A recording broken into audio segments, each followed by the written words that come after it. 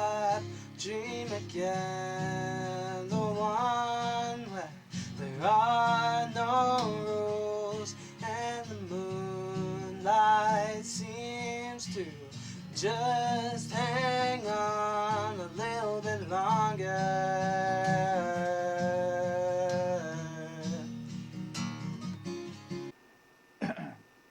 Similarly, you can have a figure 8 microphone facing the guitar where its null is facing the vocalist's mouth. So you get, in this setting, you have one microphone that's favoring the vocal and rejecting the guitar, and another microphone that's favoring the guitar and rejecting the vocal. I've been trying to get the mic position right for an hour. Why is it so fucking boomy? Check out this separation though.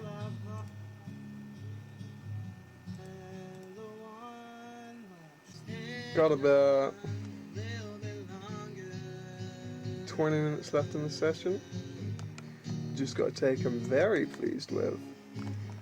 I think there's one tiny thing which I don't like, but pretty fucking smashing. Alright, let's talk production here. A little bit of engineering.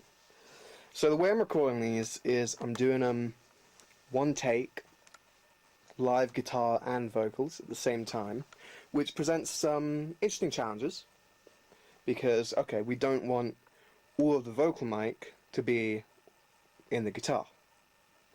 We don't want to pick up loads of guitar in the vocal mic, loads of vocal in the guitar mic, and on Utrecht I accidentally did exactly that, so it made mixing it a pain in the ass, frankly. So for this song, Moonlight, I was like, okay, rest of the album really, I was like, okay, I need to hone in on this and really figure it out.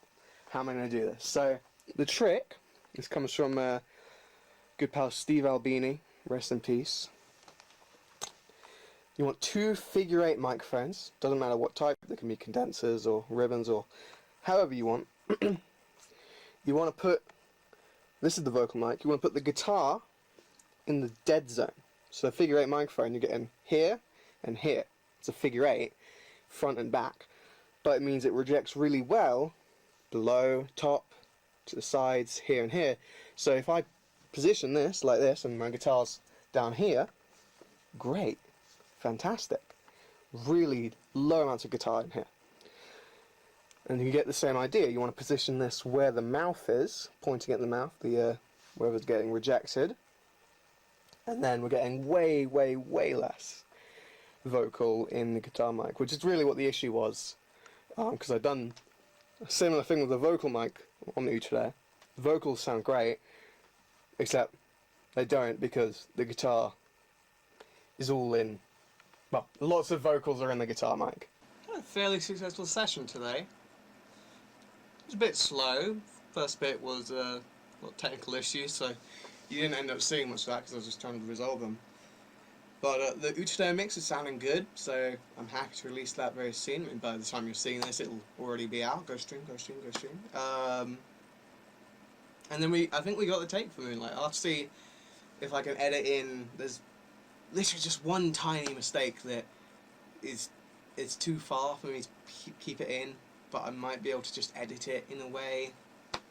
Still the vocal from another take, thanks to my nice vocal isolation. But yeah, pretty good session today. Went well.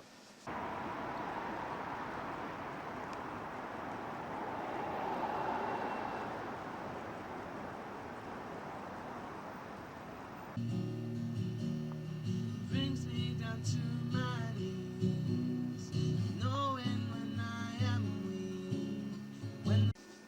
Right, so we are back again. Shocker, I know. I was mixed in Moonlight last night, and I think the vocal is there. I like how the vocal sounds. It's a good take, but I'm not sold on how I've recorded the guitar. So I'm thinking I might shift focus to how I'm recording these. I figured it'd be easier to show rather than tell. So yesterday I was doing 2 of these large diaphragm condensers, the NT2As. The original plan, when I was making this, I wanted to use a small diaphragm for these strummy guitar parts, like on Moonlight. But where I was running into the issue is trying to get the isolation I needed to record both at the same time. I needed a small diaphragm condenser that was a figure 8. That's not something I have access to. So I had to improvise. Okay, I'll do 2 figure 8s. Cool. But the result is a very, very bass heavy sound, which is not super pleasurable to listen to, and I'm just struggling to get it to sit right in the mix. So I think what I will do is we're going to try basically tracking the guitar as an overdub, and if that works well, what I'll do is I'll track a live take, mainly for the live vocal, and then we'll track guitar overdub afterwards.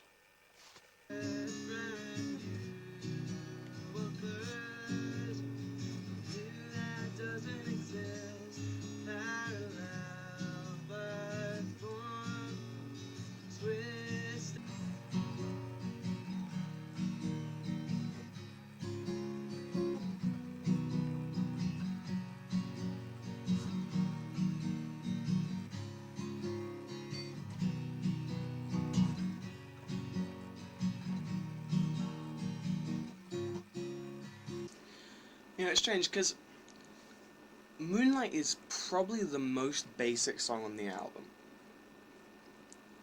And yet, for some reason, it's my favourite on the whole thing. I think, at least. Something about it, it's incredibly simple. The writing is simple, the harmony is simple, the melodies are simple, everything about it is simple. But I think, even the lyrical topic is simple. It's just a basic love song, really, at its core. But I think because of that, you know, it comes from the heart. It's not trying to be something it's not. It's not overcomplicated. And I think for that reason, it's because of that it's my favourite.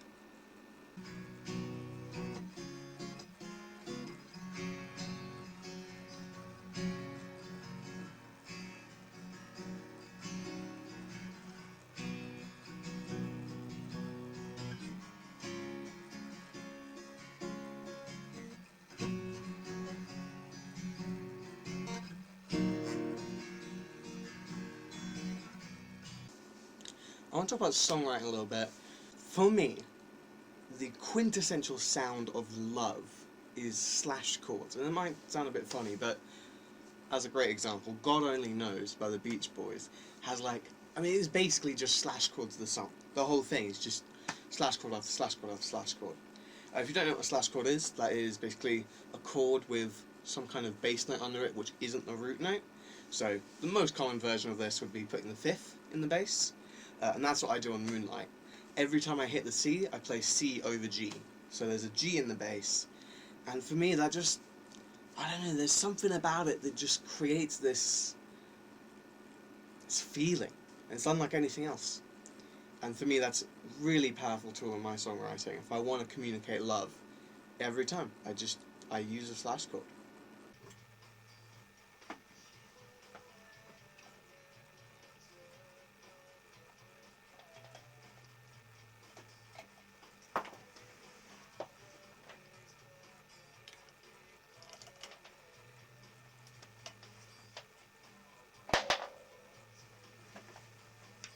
The album is definitely starting to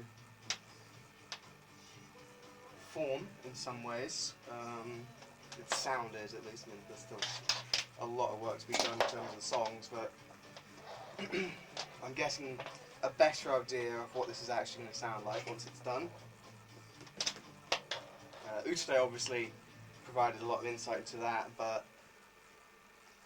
that song's kind of an outlier in some ways. Probably the most exciting song on the album, if memory serves me right. So, you know, recording Moonlight is much better representative of the rest of it, and yeah, it's tough. I'm learning a lot. I'm honestly at this point not sure if I'm going to be happy with the final result, but what I will learn by doing this whole release will be more beneficial than anything else. So.